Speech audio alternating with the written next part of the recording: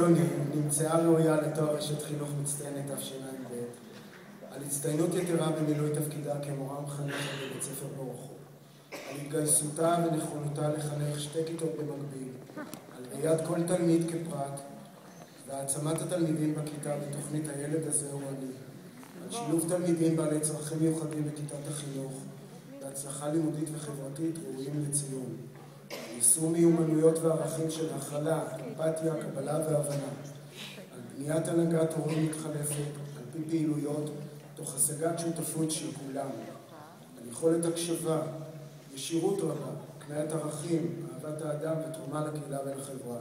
סוף היא מועמדת לייצג את גבעתיים ברמת מצטייני המחוז.